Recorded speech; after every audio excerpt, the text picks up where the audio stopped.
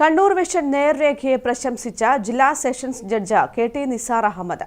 കോടതി കെട്ടിട സമുച്ചയ ഉദ്ഘാടന എപ്പിസോഡ് കുടുംബസമേതം ദുബായിൽ വെച്ചാണ് കണ്ടതെന്നും ജില്ലാ സെഷൻസ് ജഡ്ജ് പറഞ്ഞു.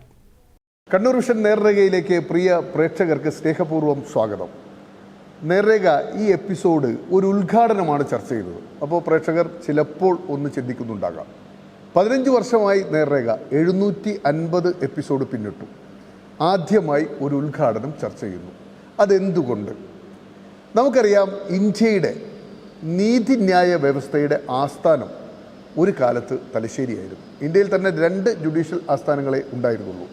ഒന്ന് കൊൽക്കത്തയിലും ഒന്ന് നമ്മുടെ തലശ്ശേരിയിലും, പൈതൃക നഗരിയായ തലശ്ശേരിയിലും. ബ്രിട്ടീഷുകാരുടെ കാലം മുതൽ ഏതാണ്ട് 222 വർഷം പിന്നിടുകയാണ് നമ്മുടെ നീതിന്യായ ചരിത്രത്തിൽ.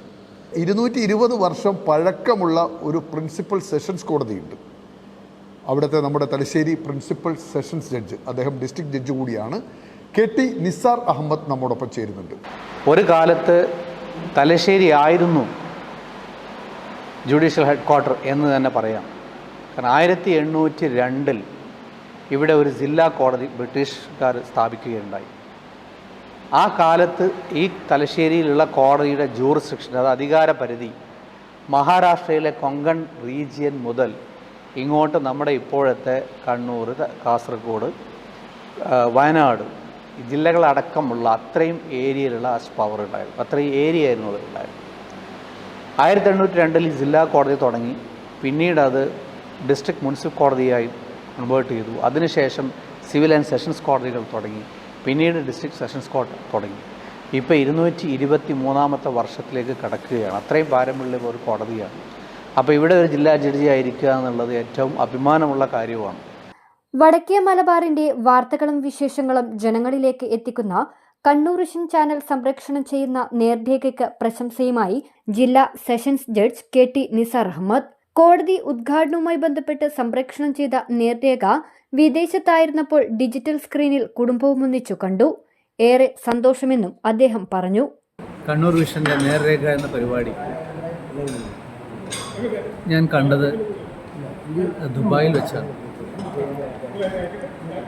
ഒരു സ്വകാര്യ ആവശ്യത്തിന് വേണ്ടി, കുടുംബവുമായി ബന്ധപ്പെട്ട ഒരാവശ്യത്തിന് വേണ്ടി 10 ദിവസമായി ദുബായിലായിരുന്നു.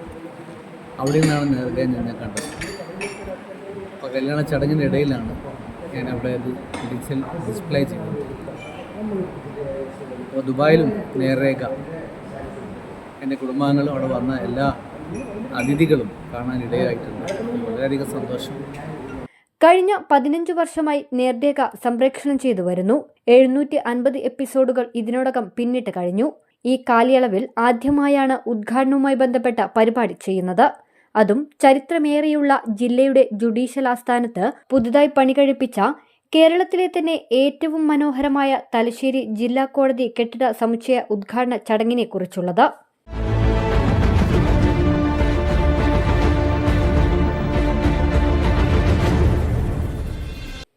News bureau, Thalassery.